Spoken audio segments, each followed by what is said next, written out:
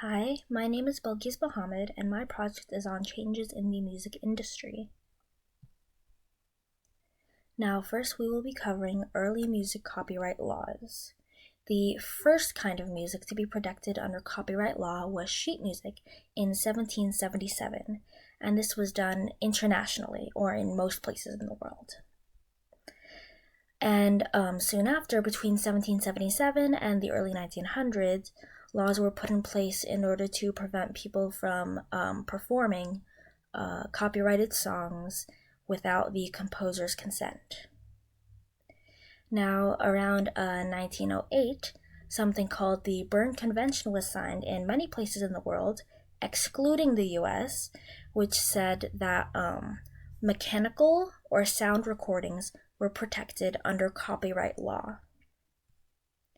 Now, on to part two. It wasn't until 1934 that people thought to implement permission via payment.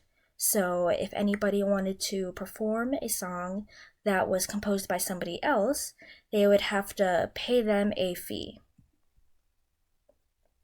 In 1961 and 1971, we would get the Rome Convention for the Protection of Performers, Producers of Phonograms and Broadcasting Organizations, as well as the Convention for the Protection of Producers of Phonograms against unauthorized duplication of their phonograms. And these were just meant to protect the artists in the law that already existed surrounding copyright.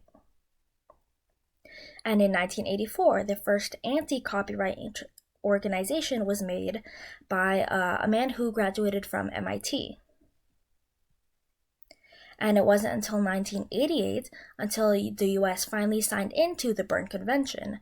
But you might be asking, what were the consequences of the US signing into the Berne Convention so late? Well, American record labels would have many different artists record covers of popular songs in order to make more money off of them. Also, the 1970s saw the origins of rap through people like DJ Kool Herc, who recorded, who had turntables of James Brown, Clap Your Hands, the song. And so he would have two records and make the origins of looping, which he called merry-go-round back in the day. And by looping these two songs, he was able to make tracks in which his friend Coke La Rock spoke over him. And DJ Kool Herc would do this in his gigs at clubs, which he found became very popular. Also, today we have illegal recordings of old jazz performances that would have otherwise been discarded by record labels because they didn't care for them back in the day. And so a little bit later, in 1999, we saw the origins of Napster by brothers Sean and John Fanning and their friend Sean Parker.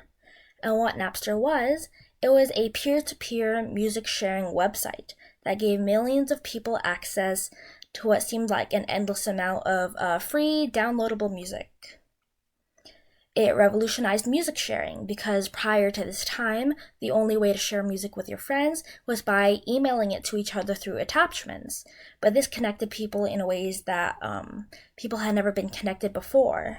And also, with the origin of Napster, came a lot of music piracy, which would change the music industry forever. The Napster was shut down in 2001 by the Recording Industry Association of America, or the RIAA. And so, what came after Napster? Obviously, the public refused to go back to the days of overpriced music. And so, as I stated previously, music piracy skyrocketed, and this changed the music industry in many, many ways. A lot of people thought that music piracy was wrong, as the artists often spoke out against it.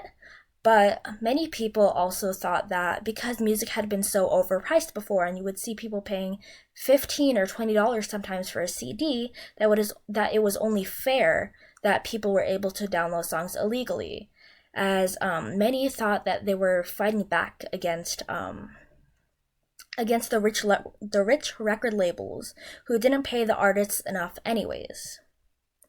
Also, copyright trolling became an issue with cases like Sony v. Tenenbaum and Capitol Records v. Thomas, in which, in both cases, college students, Joel Tenenbaum and Thomas Rassett, had stolen between 20 to 30 songs, and so they went up against major record labels like Sony and Capitol Records. And in the case of Sony, they received between $600,000 and $700,000 in settlement, and in the case of Capitol Records, they received around $200,000 in settlement. And then in 2012, the Stop Online Piracy Act came to discussion, which stated that, first of all, artists who wished to report websites that featured their copyrighted music could report the infringement to advertisers, which would then have to remove their advertisements from the website. They would also be able to report it to service providers, who would then cut off access to that website. And they could also take matters to court, in which the infringers could receive up to 5 years of penalty.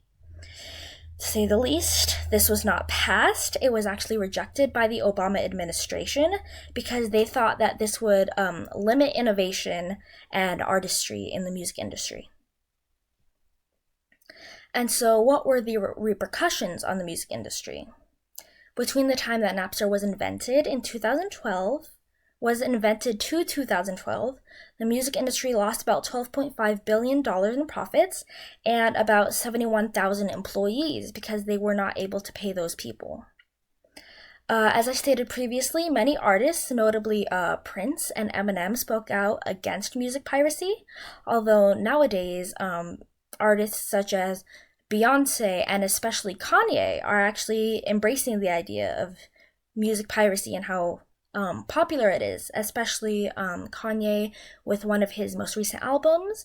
I believe it was called Pablo's Songs, that he released completely online and allowed his fans to download as they pleased. And Kanye and other artists like him have been taking many liberties in this way because they are aware of how rapidly the music industry is changing. And how has the way we consume music changed? CD purchases have been plummeting for years, since the origin of Napster, and so streaming has become extremely popular in recent years. Pandora, the website, which caters a radio station to your preferences based on a like-dislike system, originated in September 2005. Close after came SoundCloud, which was similar. It allowed artists to interact directly with their fans and upload their music for free, which allowed many smaller artists to get more popular. This came around in December 2007, and some have compared it to MySpace in the way that it allowed artists to have such an intimate relationship with their fans. Next came Spotify in 2008, which really revolutionized the industry because in order to avoid the whole piracy thing, they allowed companies to receive a royalty fee for the artist's music. And this is the way that streaming functions usually to this day. Things like YouTube and still Spotify, which is popular currently, and Apple Music charge or allow artists to receive a royalty fee and charge consumers using advertisements or premium versions of their usually free services, which allow them to remove the advertisements and listen without stopping. Now, how has the music industry adapted to these changes? Because of the decline in CDs, albums are practically going extinct because releasing 10 or 15 songs every few years is now not enough to keep yourself relevant in media, and will usually result in you not being as popular as you could be if you were to, say, release many singles throughout a longer period of time, because constant relevancy is really what's more important these days. If you don't keep your fans engaged at all times, maybe through social media or releasing music very frequently, it's very likely that you will fade out of the mainstream. And that is the end of my presentation. This has been the history of the music industry.